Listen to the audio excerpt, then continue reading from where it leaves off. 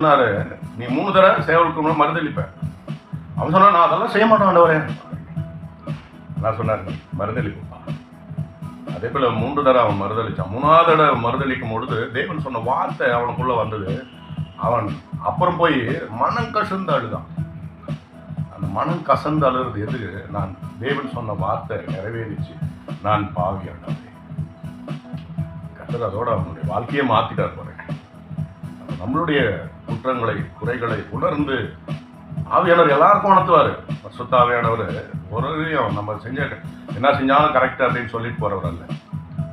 நம்ம செய்த எல்லா குற்றங்களையும் அவர் உணர்த்துவார். அந்த உணர்த்துகிற பொழுது அந்த டைம் அந்த ஆவியானவரோடு இணைஞ்சு, ஆண்டவரே நான் பாவம் செய்யணும், மன்னியும், கர்த்தரின் பேரை பெருமைப்படுத்துவார், உன்னை ஆசீர்வதிப்பார்.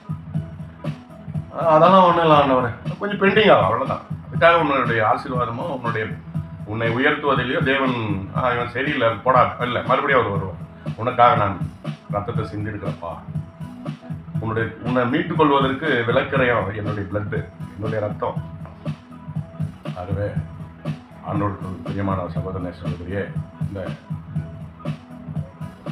ஆகஸ்ட் 1ஆம் தேதி உங்கள் வாழ்க்கையில் நீங்கள் எவைகளெல்லாம் இழந்திருந்திருந்த என்றாலும் 1ஆம் தேதி உணர்வோடு கூட தேவ சமூகத்தில் தேவனை நோக்கி பார்க்கிற பொழுது கர்த்தர் உங்களை ஆசீர்வதிப்பார். தேவன் உங்கள் காரியங்கள் எதுவாக இருந்தாலும் சரி, தேவனோடு நீங்கள் நன்றாக ஐக்கியப்படும் பொழுது தேவன் நிச்சயமாக உங்களை பேரை பெருமைப்படுத்துவார். ஆண்டவர்கிட்ட எதை செய்தாலும் சரி, ஆண்டவர்கிட்ட கேட்டு நீங்கள் செய்கிற பொழுது உங்கள் மனசாட்சியோடு இருக்கிற உங்கள் உள்ளத்தில் இருக்கிற பரிசுத்த ஆவியானவரை துக்கப்படுத்தாதபடி அவருக்கு இடம் கொடுத்து அவருடைய சித்தத்தின்படி நம்முடைய வாழ்க்கையை அனுதினமும் நடக்கும் பொழுது கண்டிப்பாக உங்கள் வாழ்க்கையை பெருமைப்படுத்துவார்.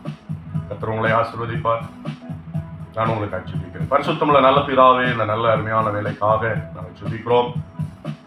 இயேசப்பா உமக்கு நன்றி. கர்த்தராகிய இயேசு கிறிஸ்துவினுடைய நாமத்தினாலே உங்களுடைய சமூகத்தில் வருகிறோம். தேவனே, இதை பார்த்து கொண்டிருக்கிற கேட்டுக்கொண்ட அத்தனை பிள்ளைகளையும் இந்த மாதத்தில் இந்த பிள்ளைகளுக்கு தேவையான அத்தனை காரியங்களையும் நீர் ஆசீர்வதிக்கும்படி, அவருடைய தேவையை சந்திக்கும்படி, எந்த இடத்துல இயேசப்பா மனம் உடைந்து மனம் சோர்ந்து என்னால் எதுவுமே செய்ய முடியலையே என்று சொல்லி வருத்தப்பட்டு கொண்டிருக்கிறார்களோ அவர்கள் பக்கத்தில் நீங்க இருக்கிறீங்க. என் மகனே, என் மகளே, நீ கலங்காதே, பயப்படாதே, இது உன் அருகில் நான் இருக்கேன்னு சொல்லியிருக்கிறீங்கப்பா. ஆபிரகாமை நீர் ஆசீர்வதித்து அவன் பேரை பெருமைப்படுத்தினது போல இந்த காலை வேளையிலே இதை கேட்டுக்கொண்டிருக்கிற பார்த்து கொண்டிருக்கிற அத்தனை பிள்ளைகளையும் நீர் ஆசீர்வதித்து அவருடைய பேர்களை பெருமைப்படுத்தும்படியாய் ஜெபிக்கிறேன். இயேசுவின் நாமத்தில் பிதாவே. God bless you.